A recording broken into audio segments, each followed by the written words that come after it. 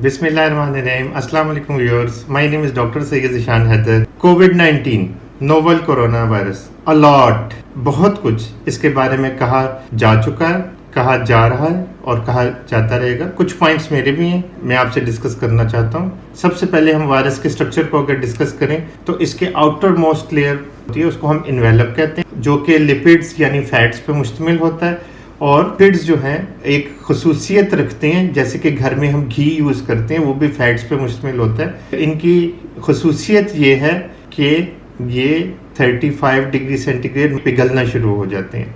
तो हम लोग बजा तौर पे कह सकते हैं कि ये वायरस जो है ये 30 डिग्री सेंटीग्रेड के बाद अपना स्ट्रक्चर कायम नहीं रख सकता। रियल टाइम पीसीआर आरटीपीसीआर वो इसकी टेक्निक है चेक करने की। अब जो उसके बारे में रिपोर्ट्स हैं वो सेंसिटिव है, 76-77%, 80% के करीब उसके रिजल्ट्स रिलायबल होते हैं। कुछ रिपोर्ट्स आई हैं कि सीटी स्कैन जो है वो भी इसके लिए बेहतर हो सकती है और उसके रिजल्ट्स जो आ रहे हैं वो 96%, 97% एफिशिएंसी है उनकी। तो रियल टाइम पीसीआर या आरटीपीसीआर या CT scan both are okay, both are good और दोनों हम यूज़ कर सकते हैं। अब इसका मोड ऑफ एक्शन अगर हम देखें तो जो रिपोर्ट हुआ है वो ये है कि नेज़ल कैविटी के थ्रू ये जब एंट्री गेन करता है तो नेज़ल कैविटी से बक्कल कैविटी में और फिर ये विंड पाइप में और फिर आखिर में लंग्स में जाता है। तो ये 3 से 4 दिन लगते हैं उसको नेज़ल कैविटी से लंग्स तक जाने में। एल्वेओलाई टाइप 2 सेल्स के ऊपर ACE2 स्ट्रक्चर्स हैं जो कि इसकी अटैचमेंट साइट्स हैं। इसके जो बाहर आउट ग्रोथ ACE2 के साथ जाके अटैच करते हैं और जब अटैचमेंट हो जाती है तो वो अपना RNA ह्यूमन सेल के अंदर ड्रॉप कर देते हैं। उसका लिपिड और प्रोटीन वो बाहर ही रह जाती है, सिर्फ RNA अंदर चला जाता है। अब ह्यूमन DNA को पता लगा कि फलां प्रोटीन चाहिए, DNA ने RNA के थ्रू मैसेज पहुंचाया राइबोसोम्स को कि फलां प्रोटीन बनाए, जो राइबोसोम में बनाना शुरू कर देता है। ये ह्यूमन का सेल का मैकेनिज्म है। अब जो ये RNA वायरस का इंट्रोडक्शन हासिल कर चुके हैं सेल के अंदर, वो डायरेक्टली राइबोसोम को कहता है कि उससे रिलेटेड प्रोटीन्स भी बनाए। तो DNA भी RNA के थ्रू राइबोसोम को कह रहे हैं कि उसके लिए प्रोटीन्स बनाए और ये भी RNA जो है राइबोसोम को कह रहे हैं कि उसके लिए प्रोटीन्स बनाए। तो इसकी कामयाबी इसी सूरत में मुमकिन है कि चूँकि ये सर्वाइव कर रहा है और ह्यूमन इसका मेन होस्ट है, तो ये ह्यूमन के अंदर सर्वाइव करने की इसने कैपेबिलिटी इख्तियार कर ली है। तो ये ह्यूमन के सिस्टम के साथ इंटरमिंगल होके अपनी प्रोटीन्स भी तैयार करवा लेते हैं और जब ह्यूमन के इम्यून सिस्टम को कवर कर लेता है तो बहुत सारे वायरस पार्टिकल्स बन जाते हैं और फिर ये उस सेल को डिस्ट्रॉय करके बाहर निकलते हैं और फिर मज़ीद सेल्स को, एल्वेओलाई सेल्स को अटैच करके डिस्ट्रॉय करते हैं। तो स्टीम यहाँ पे क्या रोल प्ले करती है? हम हाई टेम्परेचर स्टीम लेते हैं तो वो नेज़ल कैविटी में, हमारी बक्कल कैविटी में या विंड पाइप में या लंग्स के ऊपर एरिया में जो भी खुदा न ख्वास्ता वायरस पार्टिकल हो सकते हैं, प्रिजम्पशन है हो सकते हैं, तो वो उनको किल कर देगी। तो वो हमारे ACE2 सेल्स के साथ अटैच नहीं कर सकेंगे। अगर कोई 2, 4, 5 या 10, 20 अटैच कर भी चुके हैं तो हमारी बॉडी का इम्यून सिस्टम अल्हम्दुलिल्लाह इतना स्ट्रांग है कि वो उनको रोक लेगा। उसको रोकना चाहिए। वो इम्यून सिस्टम को बेहतर करने के लिए भी मैं आपको कुछ हिंट्स दे दूंगा। ये कुछ मैकेनिज्म, मोड ऑफ एक्शन जो मुझे समझ आई है, आसान अल्फाज में बताने की कोशिश कर रहा हूँ कि स्टीम क्या कर सकती है। तो स्टीम जो है वो वायरस पार्टिकल को, उसके लिपिड को, उसके इंटैक्ट स्ट्रक्चर को ख़त्म कर देगी और उसको तोड़ देगी, उसके लिपिड को पिघला देगी और वायरस का विरियन का स्ट्रक्चर टूट जाएगा और वो वायरस जो है अपना RNA सेल के अंदर भेज नहीं सकेगा और मज़ीद कॉपीज़ उसकी रेप्लिकेशन नहीं हो सकेगी, मज़ीद कॉपीज़ नहीं बन सकेंगी। तो स्टीम ये रोल प्ले कर रही है। इसी तरह गर्म पानी भी बेहतर है और विटामिन C भी का भी रोल बेहतर है। बहुत आसान है, बहुत आराम से हम छुटकारा पा सकते हैं। दीज आर द वेज, ये तरीक़ाकार है।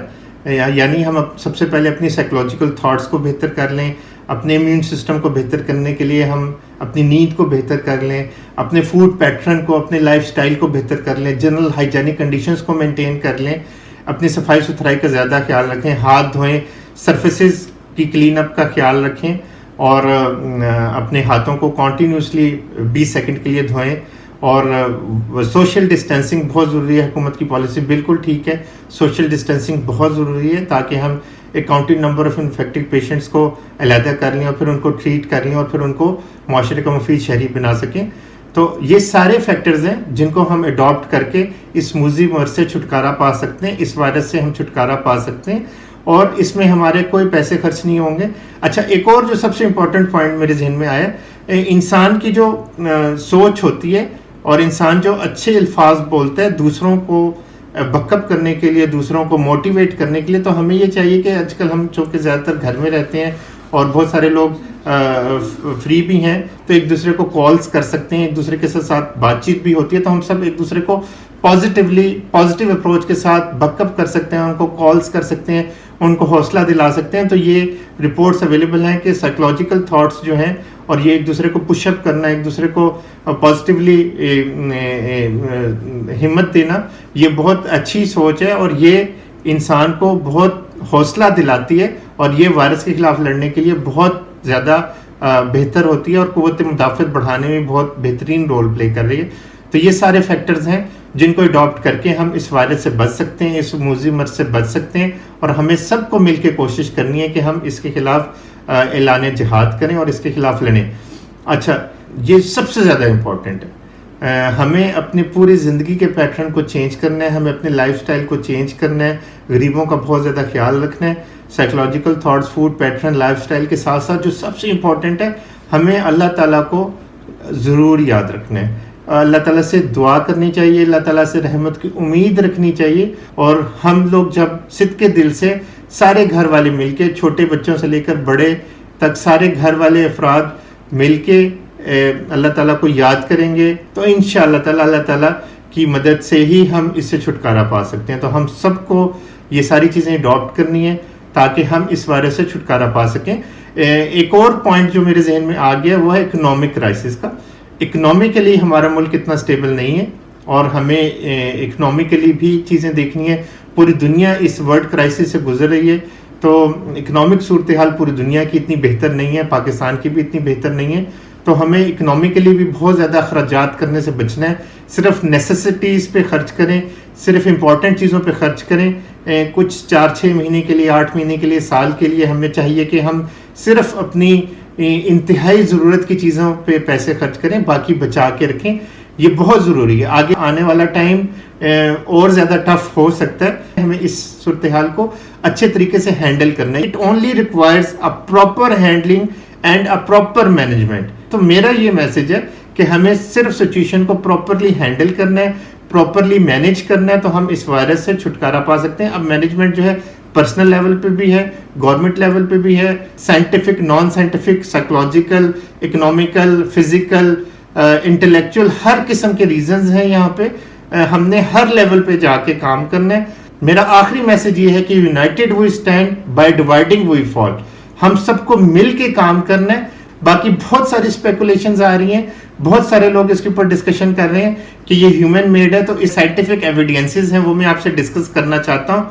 वो ये हैं जीनोटिपिकली एंड फिनोटिपिकली, यानी जेनेटिकली जो जीन्स के अंदर होता है, डीएनए के अंदर जीन्स होते हैं, जेनेटिकली जो स्टडीज हुई हैं और फिनोटिपिकली जो सामने के फीचर्स नजर आ रहे हैं, मॉर्फोलॉजी नजर आ रही है, वो जो स्टडीज हुई हैं, कौन कौन से एविडेंसेस हमारे पास अवेलेबल है। पीसीआर जीन्स को स्टडी करने के लिए यूज हो रहा है, सिक्वेंसिंग है, नेक्स्ट जनरेशन एनजीएस सिक्वेंसिंग है और क्रिस्पर टेक्नोलॉजी है, जो बहुत लेटेस्ट टेक्निक्स हैं। ये सारी टूल्स एंड टेक्निक्स यूज करके साइंटिस्ट ने रिपोर्ट किया है कि जेनेटिकली इसके साथ कोई छेड़छाड़ नहीं की गई, ह्यूमनली छेड़छाड़ नहीं की गई। और इसी तरह फिनोटिपिक फीचर्स जो हैं, यानी मॉर्फोलॉजी स्टडीज जो हुई हैं इसके ऊपर, SCM, TEM, AFM, Raman spectroscopy और इस तरह की तमाम latest techniques, STM scanning, tunneling microscope, तमाम लेटेस्ट एडवांस्ड लेवल की टूल्स एंड टेक्निक्स यूज करके जो साइंटिफिक रिपोर्ट्स अवेलेबल हैं, उसके मुताबिक ये कहा गया है कि इसके साथ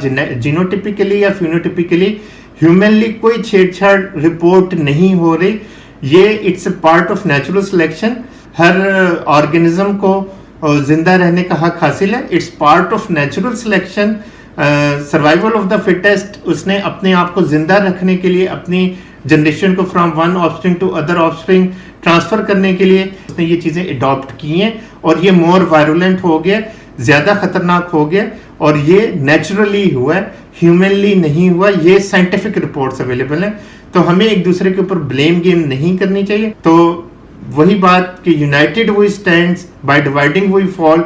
हम सबको इकट्ठे मिलकर इसके खिलाफ लड़ना है, इसके खिलाफ जिहाद करना है पॉजिटिव अप्रोच के साथ। उलमा कराम, हुकूमत, मीडिया, अवाम, साइंटिस्ट, पब्लिक, सब लोग मिलके इसके खिलाफ ऐलान जिहाद करके इससे रेडिकेशन हासिल कर सकते हैं, इससे छुटकारा पा सकते हैं। यही मेरा मैसेज है। United we stand, by dividing we fall. Social distancing बहुत जरूरी है आजकल। सोशल डिस्टेंसिंग जरूर इख्तियार करें ताकि हम चेन को तोड़ सकें। ये एक चेन रिएक्शन है और ये ट्रांसफर हो रहा है कॉन्टिन्यूसली और हमें इस चेन को तोड़ना है और इंशाअल्लाह ताला हम जरूर तोड़ेंगे। इंशाअल्लाह ताला अल्लाह की मदद से हम जरूर जीतेंगे। May Allah Pak Almighty bless us all. Thank you very much. Allah Hafiz.